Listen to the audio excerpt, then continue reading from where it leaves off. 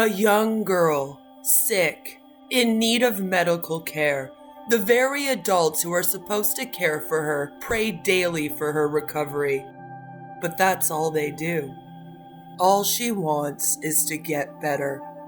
And she might have, if her life hadn't been cut short by the deadly grip of a fundamentalist religious cult. A group that didn't lack access to medicine or doctors, but chose to reject them. A group that believed only in the power of prayer.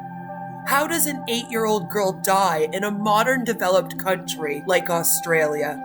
Today, we examine the tragic story of Elizabeth Struhs, a little girl from Toowoomba, Queensland, and the devastating influence of a religious sect that ultimately led to her preventable death.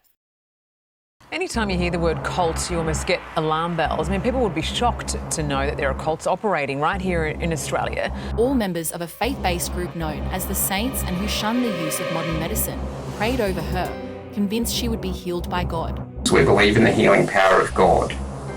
It then goes on to say, we believe everything in the Bible and follow the teachings of Christ. We are not a denomination. So you've said in there we are not a denomination. What can you tell me about that? We do not carry a name. Okay. She will be risen again, and she'll be with us in this lifetime, and she'll also live in the time to come, because she also has the Holy Spirit that I receive. Our normal Elizabeth, it didn't look like she was in any way sick, but she certainly believed the same as us. Even while she was in hospital, she was telling us, yes, I believe God, and I know I don't need this stuff. It was a struggle for her when her dad was saying that. But she knew that she didn't need it to live. And what makes you say that? Because her confession of faith, and she was always, she even would write down or draw pictures and just state, I am healed. Charged over the death of an 8-year-old girl.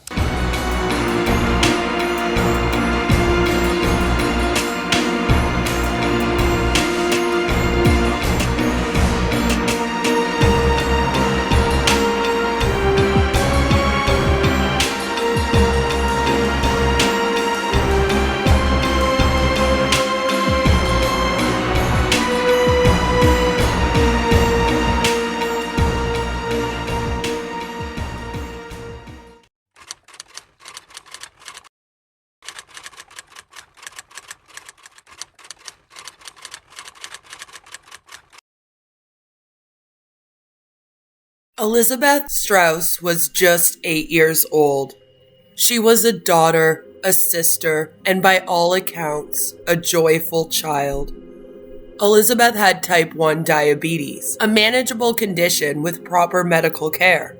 Her parents, deeply entrenched in the teachings of a fringe religious group, believed that God, not doctors, would heal her. And under the influence of this group, they chose prayer over insulin. The group responsible for this tragedy is a small, fundamentalist sect known only by insiders as the Saints.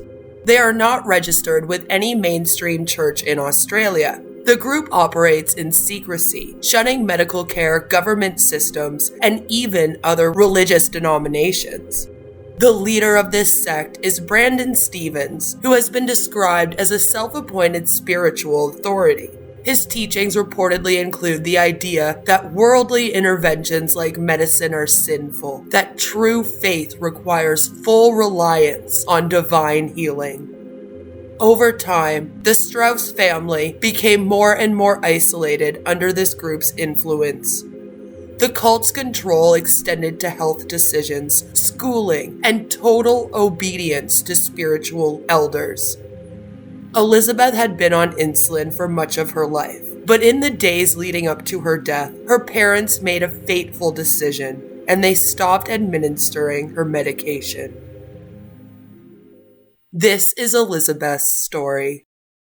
In 2019, Elizabeth, then 6, was hospitalized for a month after becoming gravely ill from undiagnosed and untreated diabetes. At the time, her father rejected the sect's insistence that God would heal her and eventually took his daughter to hospital. That time, Jason Struhs pleaded guilty to failing to provide the necessaries of life to Elizabeth and was given a suspended sentence after testifying against his wife. Carrie Struhs pleaded not guilty and was given an 18-month sentence. What happened next all but sealed Elizabeth's fate.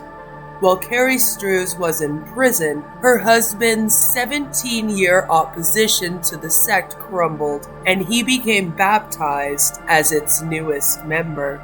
Jason Struhs told police that his wife wasn't very religious during the first few years of their marriage, but that changed when she met sect leader Brandon Stevens and his wife Loretta in 2004. As Carrie Struhs grew closer to the Stevens family, she began to reject medical treatment. Jason Struhs remained a staunch non-believer who insisted that their 8 children be vaccinated. The couple's conflicting beliefs caused friction in the household, and for a time, Jason moved to the garage to escape the tension. He worked night shifts and preferred to stay away from the house, either working or playing golf.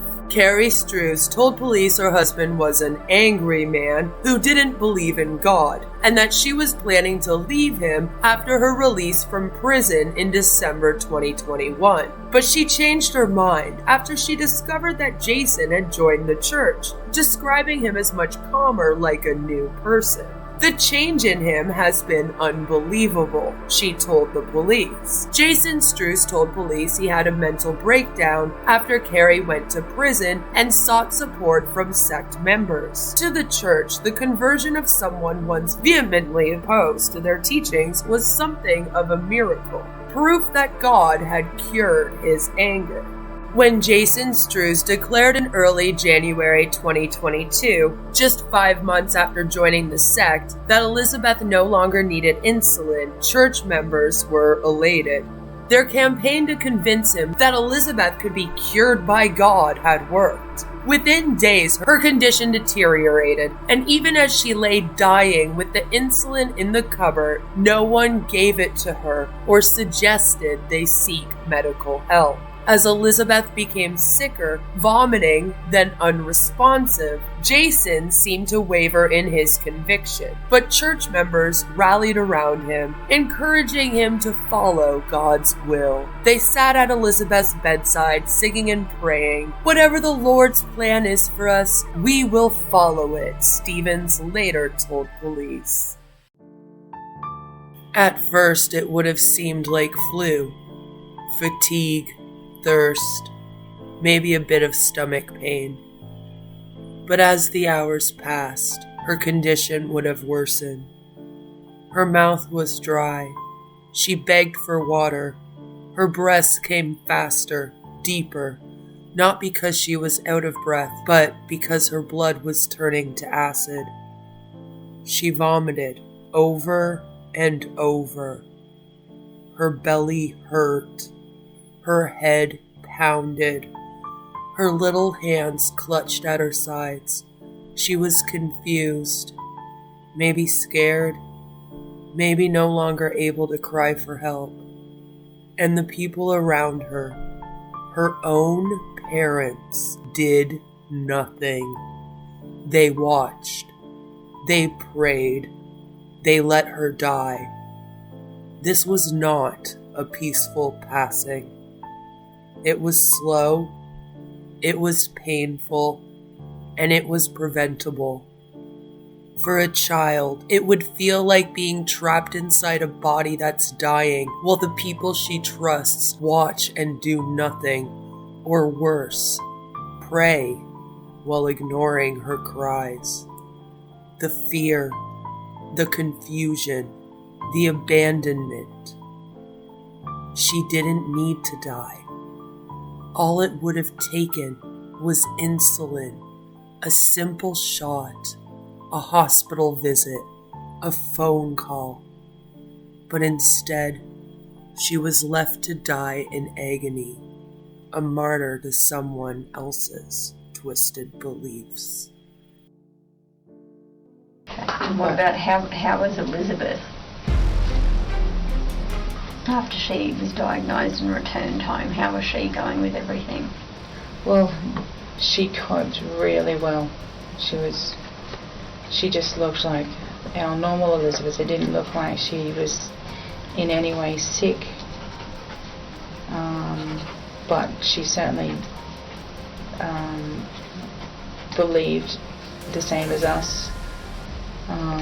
Even while she was in hospital, she was telling us, yes, I believe God, and I know I don't need this stuff. But it was very conflicting with her as well, because she had the Holy Spirit herself. The Holy Spirit could tell her herself that she didn't need it. But then she's got her dad saying, from 6 years old, that if she doesn't take this stuff, she's going to die. So it was very conflicting and very confusing. Well, not so much confusing, but it was a struggle for her when her dad was saying that. But she knew that she didn't need it to live. I don't believe the hospital was her help. I believe miraculously she was, helped by God while she was there because of the complications she had. Was it swelling on the brain, and I can't remember what else there was, but there was a lot of things that, and the fact that she was so close to death last time, she was perfectly fine, no problems at all. But you believe that that's because God healed her, not because she was taken to hospital? Yes, yeah, absolutely. God had his hand on her the whole time. And what do you think might have happened if she wasn't taken to hospital the first time? I believe she would have got better and didn't need any medical assistance at all. Well, things got really bad because I was going through court and I was pleading not guilty because I was not guilty of what they were accusing me of.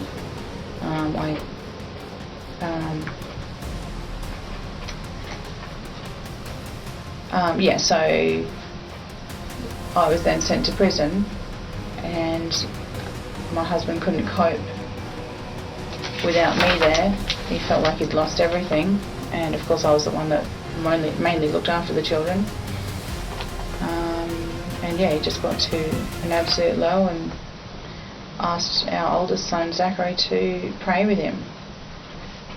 Elizabeth died on January 7th, 2022, of diabetic ketoacidosis, a complication caused by a lack of insulin and medical treatment for diabetes, the same condition she had in 2019. The sect continued to sing, dance, and pray around her body for 36 hours before Jason Struhs said it was time to phone police. For years, the sect's beliefs were reinforced by their leader, Brendan Stevens, who taught his followers to reject modern medicine but denied any responsibility for Elizabeth's death. In 2022, as Elizabeth's condition deteriorated, Stevens told her parents, "This is just a little trial to prove that you all are truly faithful to our faithful God." Stevens' wife Loretta, 67, and 6 of their adult children, Therese, Andrea, Acacia, Camelia, Alexander, and Sebastian Stevens, ages 24 to 35, were also convicted, along with Elizabeth's older brother, Zachary Struhs, age 22. The others included Lachlan and Samantha Schoenfish, a married couple aged 34 and 26, and Keita Martin, 24, who went to school with the Stevens children and moved in with the family when she was only 17. During the trial, their family members told the court they'd become increasingly concerned about their extreme religious beliefs. On Wednesday, Justice Burns said the culpability of some of the sect members was reduced significantly due to the lesser roles they played in Elizabeth's death and their own indoctrination. Some had grown up inside the sect, but not all were taken in by Brandon Stephens. Jade Struhs, Jason and Carrie Struhs' eldest daughter, gave evidence against her parents. She left their home at age 16 for fear she'd never be accepted as gay. In a victim impact statement read in court, Jade Struhs said, "These people only wanted to control my family and everything they did, all for the sense of power, so they could play God." All 14 defendants represented themselves during a 9-week judge-only trial in 2024. However, none gave or called any evidence. Speaking on their behalf, Brandon Stephens called the trial a religious persecution. Jade Struhs told Australia's national broadcaster, the ABC, that Stephens instilled an Armageddon-style fear in his followers. The main messaging that Brandon puts out there is that the world's going to end and Jesus is going to come back and save us. If you're not absolute in the walk of God, you'll go to hell forever, she said. Cult expert Raphael Aaron, director of Cult Consulting Australia, says Jason Struhs would have been under immense pressure to join the group and follow their beliefs. He said prison is unlikely to change the beliefs of the saints, and if members are allowed further contact with each other, it could further entrench their ideology. "I don't know if any group has fallen apart because the leader went to jail. He's just seen as a martyr, basically a replica of Jesus on the cross," said Aaron. "There's all sorts of other ways of justifying it, and they keep going." The 14 members of the religious group represented themselves. Lachlan Schoenfish's father, Cameron Schoenfish, testified in his son's trial. Cameron said Lachlan had been invited to join the church by 2 of the Stephens daughters, who he had previously referred to as the Weird Sisters he worked with in 2021. He said he pressed his son about who the leader of the congregation was, and after initially being quite vague and secretive, Lachlan told him it was Brandon Stephens. Cameron said his son and his son's wife's views gradually became more and more extreme, including the sudden refusal to get a second COVID-19 vaccination because it will damn your immortal soul. Lachlan had started at this time ranting against pharmaceuticals, he said.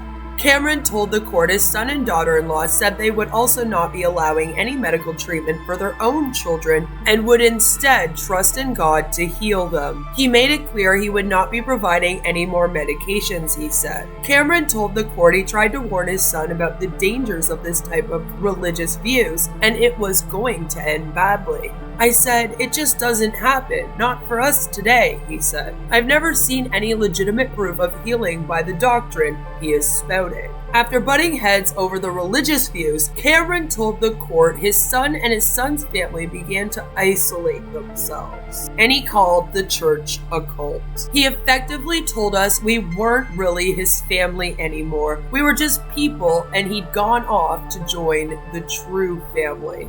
After Elizabeth's death, Cameron told the court he asked Lachlan, "How much trouble are you in?" And Lachlan replied he would be fine as he was God's ambassador.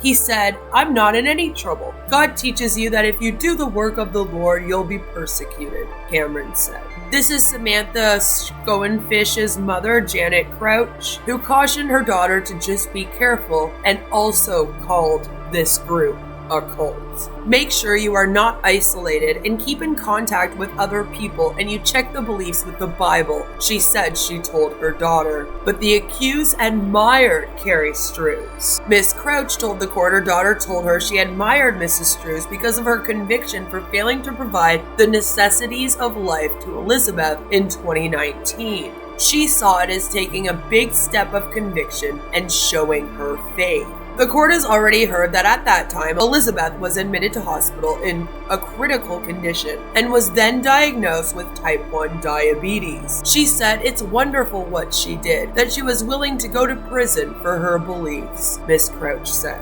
Miss Crouch said her daughter identified Mr. Stephens as the messenger leader, and she noticed her daughter distancing herself and her grandchildren from her. I realized that it was related to her beliefs with the cult, she said. She said that she loved me and that she hoped that I would follow their beliefs. Shortly after Elizabeth passed, Miss Crouch said that Mrs. Schoenfinch told her the group had been praying over Elizabeth to be raised, but realized we couldn't keep her body forever, so they called emergency services a day later. She told the court her daughter said that was very exciting, as God obviously wanted more people to see her raised. Living in the land of Delulu. She's weak. So you've said at the beginning of your statement, in paragraph 2, our family are Christians. We believe in the healing power of God. It then goes on to say, we believe everything in the Bible and follow the teachings of Christ. We are not a denomination. So you've said in there we are not a denomination. What can you tell me about that? We do not carry a name. Okay. Yep, so what else can you tell me about that? Because I don't fully understand what you mean by that. You don't carry a name. Well, as Catholics and Protestants, we do not belong to any of those groups. Okay. And so do you belong to a particular church? No. At all? Alright, so tell me what you can about your, because it says we have church meetings in there as well. Mm-hmm. So do you consider what your family and the other families you're involved in to be a church? The church is just a gathering of those who believe in God. Okay. Alright, so what can you tell me about that belief system or that church that's set up? Just tell me everything you can about that. Okay, well, I can tell you my testimony, which I think is fitting.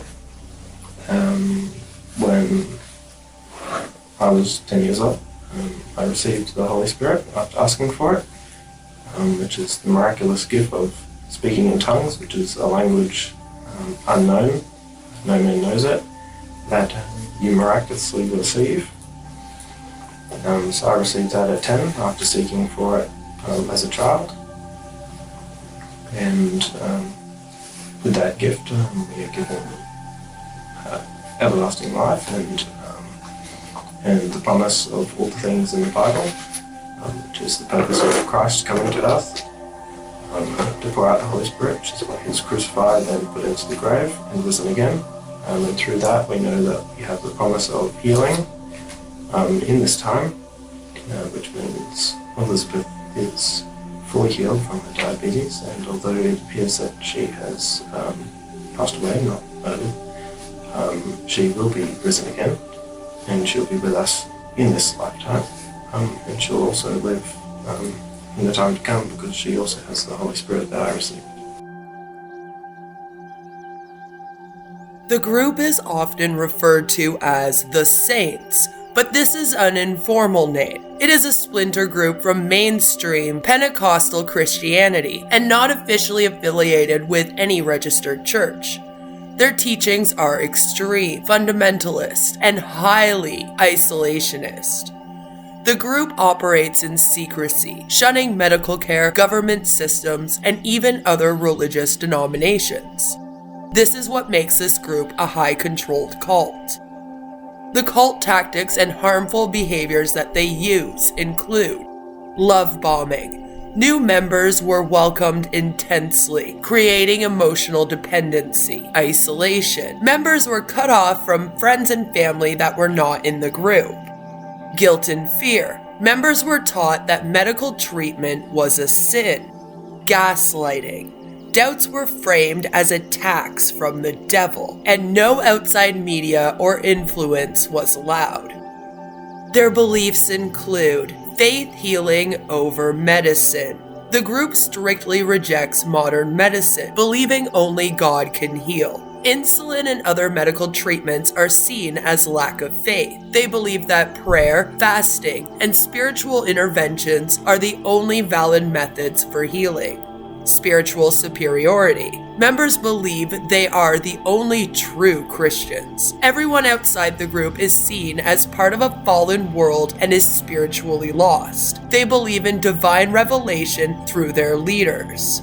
Authoritarian leadership, led by self-proclaimed prophets. especially Mr. Stevens. Members are expected to follow leadership unquestioningly. Dissent is seen as rebellion against God. Strict separation from society.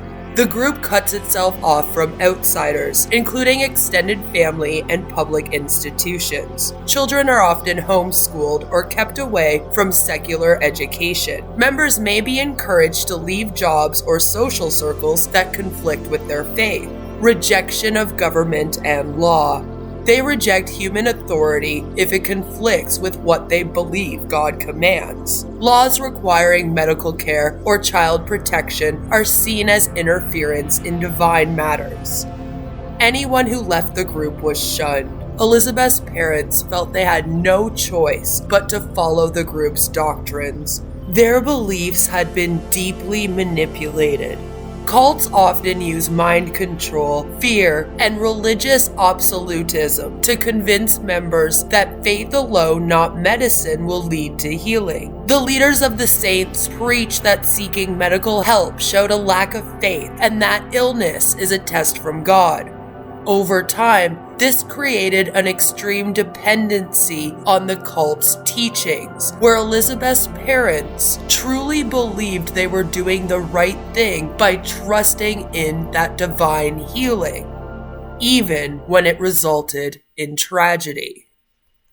On August 21st, 2021, Jason Struhs was baptized and inducted into the Saints. On the 16th of December 2021, Carrie Struhs returned home from jail. And on New Year's Day of 2022 is when Jason Struhs stopped administering Elizabeth's rapid-acting insulin and stopped giving her slow-release insulin in the days following. Elizabeth's health deteriorated over the next 6 days, and the members of the Saints prayed and sang for her to be miraculously cured by God. Sometime during the night of the 6th of January 2022, Elizabeth passed away of diabetic ketoacidosis. Upon discovering Elizabeth's body, members of the Saints covered her with a blanket and began praying for her to be raised from the dead. The Saints also texted each other to come to the Struhs house to pray for Elizabeth's resurrection. On the 8th of January, Jason Struhs called emergency services to report Elizabeth's death.